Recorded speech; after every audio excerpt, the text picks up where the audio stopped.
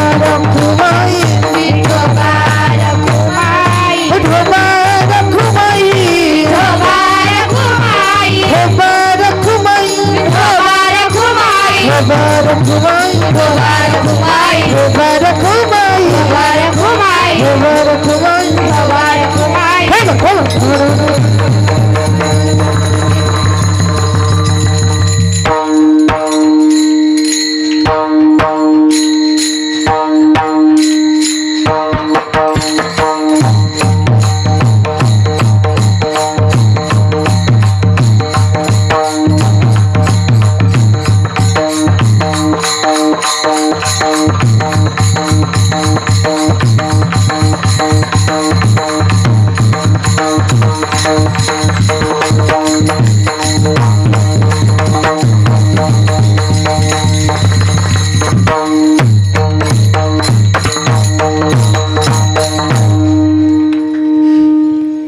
घ्या सर्वांनी हात खाली आपले महिला मंडळी घ्या हात खाली हात वर करायचे प्रत्येकाला सांगावं लागले खाली घ्यायचे कुणाला सांगावं लागले का नाही महाराज याच्यावरूनच कळतंय आपली किती भक्ती आहे आपली भक्ती सांगायची झाली तर ऐका एक उदाहरण देते तुम्हाला म्हणजे थोडक्यात पटन लक्ष देऊन ऐका महिला मंडळी इकडे बघा समोर बघा तिकडे लक्ष देऊ नका इकडे बघा उदाहरण जर देऊन सांगायचं झालं तर ऐका दोघं जण वारकरी म्हणजे आता नवरा बायको होते दोघं जण वारकरी होते त्यांना वारीला जायचं होतं वंशातील परंपरा होती वारीला निघाल्याच्या नंतर आपल्या लेकराला सांगितलं की बाबा काय कर तू त्या भगवंताची फक्त देवपूजा करत जा काय देवाची देवपूजा तू रोज करत जा किती फक्त महिनाभर करायची रे तुला तो काय म्हणला ठीक आहे मी करीन म्हणल्याच्या नंतर याने काय केलं हा म्हणल्याच्या नंतर ते गेले वारीला गेले यानं पहिल्या दिवशी सुंदर अशी देवपूजा केली महाराज दुसऱ्या दिवशी नाकं डोळं मोडीत केली तिसऱ्या दिवशी पण त्याला असं वाटलं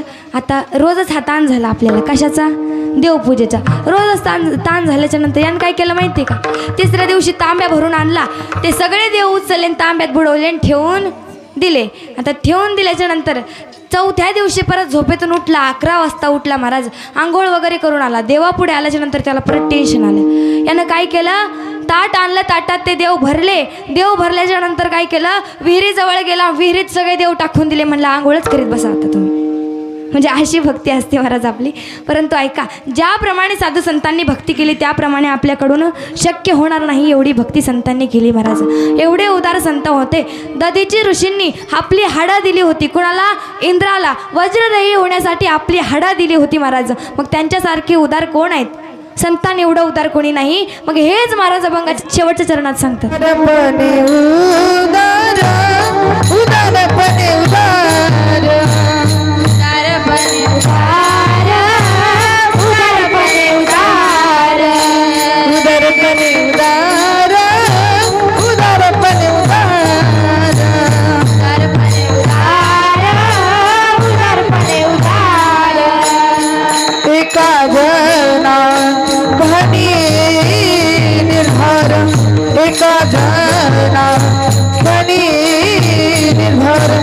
अपना सारी हे करीती अपना सारी हे करीती अपना सारी हे करीती अपना सारी हे करीती याती कुळ नाही चित्ती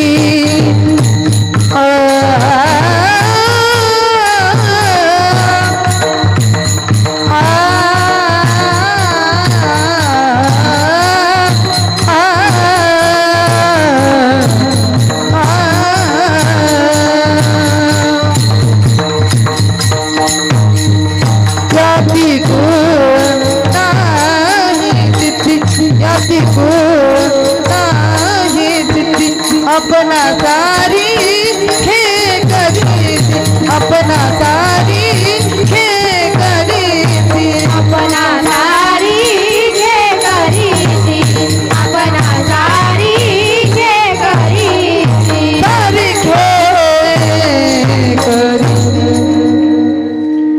बघा आपणास उदारपणे उदार एका जनार्दनी निर्धार आपणा सारिके करीती याती कुळ नाही चित्ती संतान एवढी उदारता कुणाकडे नाही आपल्याकडे तर कशीच नाही आपलं सांगायचं झालं तर आता सांगायचं तेवढा वेळ नाही आहे आपल्याकडे परंतु आपली उदारता आपल्या प्रत्येकाला माहीत असते आपली उदारता कुठपर्यंत आहे कोणी कोणाला काही देत नाही, कुठली गोष्ट कोणी कोणाला फुकट देत नाही महाराज, बरोबर ना. मग ऐका, आपली उदारता तेवढी नाही की जेवढी संतांची उदारता होती. त्या भगवंताचं नामस्मरण नामचिंतन त्यांनी एवढं जीवनामध्ये केलं होतं, त्यामुळे त्यांना एवढा अधिकार प्राप्त झाला होता महाराज. ऐका, आता आपल्या कीर्तनाची नियोजित वेळ ही जवळजवळ संपत आलेलीच आहे. जाता जाता एकच गोष्ट सांगून जाईन, त्या भगवंताचं नामस्मरण करा, भगवंताचं नामस्मरण नामचिंतन करा. संतांची संगती जीवनामध्ये आल्याच्यानंतर माणसानं केली पाहिजे. आणि तुम्ही माझ्या कीर्तनातून काही जरी नाही घेऊन गेला तरी जे काही बरोबर जे काही आहे ते तुम्ही घेऊन जा. जे काही चुकीचं असेल ते माझ्या अल्पबुद्धीचे दोष समजून मला माफ करा. ऐका महिला मंडळी, इकडे लक्ष द्या, 2च मिनटं. ऐका, जे काही बरोबर आहे ते माझ्या गुरुवर्यांचं समजा, जे काही चुकीचं आहे ते माझ्या अल्पबुद्धीचे दोष समजा. जे काही चांगलं आहे ते तुम्ही घरी घेऊन जा. ऐका, चांगलं म्हटल्याच्या नंतर मी एका कीर्तनात सांगितलं होतं की जे काही चांगलं आहे तुम्ही ते घरी घेऊन जा. एक बाई माझी चप्पलच घेऊन गेली, तसं काही करू नका. ऐका, भगवंताचं नामस्मरण नामचिंतन आपण जीवनामध्ये आल्याच्या नंतर केलं पाहिजे. महिला मंडळी, प्रत्येक कामात तुम्ही त्या भगवंताचं नामस्मरण करू शकता, नामचिंतन करू शकता. असो, आपल्या कीर्तनाची नियोजित वेळ ही जवळजवळ संपत आलेलीच आहे. तरी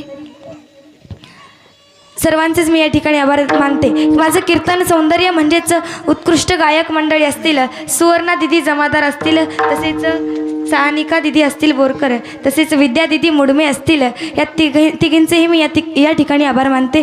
तसेच आमचे तेजस दादा असतील, मृदुंगाचार्य हरिभक्तपर्यंत तेजस महाराज यांचे उत्कृष्ट असे वादन आहे महाराज, त्यांचं देखील मी या ठिकाणी आभार मानते. तसेच कृष्णा महाराज कचरे असतील, वेदांत महाराज सोसे असतील, विकास महाराज अवसरे असतील, या चौघांचेही मी या ठिकाणी आभार मानते. त्याचप्रमाणे साऊंड सिस्टीमवाले दादा असतील, त्यांचेही मी या ठिकाणी आभार मानते. आणि या ठिकाणी यूट्यूब चॅनल देखील उपस्थित आहे, वारकरी व्यासपीठ यूट्यूब चॅनल आहे, त्यालाही सर्वांनी शेअर करा, सबस्क्राईब करा. तसेच बघा, त्यांचंही मी या ठिकाणी अंतःकरणापासून आभार मानते. तसेच आमच्या संस्थेतील निकिता दिदी वाघ यांचे पालक देखील या ठिकाणी उपस्थित आहेत. तसेच ऋतुजा दिदी कासार असतील, त्यांचे देखील आई वडील, त्यांचे आजोबा देखील या ठिकाणी उपस्थित आहेत. त्यांचेही मी एकदा अंतःकरणापासून आभार मानते. त्याचप्रमाणे या टाळकरी मंडळी म्हणजेच माझ्या गुरु भगिनी यांचे अंतःकरणापासून आभार मानते. कारण बघा, सांगायचं झालं, आपण जर एखादं रोपटं आपल्या दारामध्ये लावतो, आपण ज्याप्रमाणे खतपाणी घालू त्याप्रमाणे ते वाढीला लागतं. त्याचप्रमाणे आम्हाला ज्ञानरूपी खतपाणी घालण्याचं काम जर कोणी करत असेल तर ते म्हणजे हरिभक्तपरायण मृदुंगाचार्य मृदुंगमणी दीपकजी महाराज सुद्रिक पाटील व तसेच सौ भागवताचार्य समाज प्रबोधनकार अनिताताई महाराज सुद्रिक पाटील, या दोघांचंही मी एकदा अंतःकरणापासून आभार मानते. आणि या ठिकाणी सेवेला पूर्णविराम. ज्ञानेश्वर माऊली, माऊली माऊली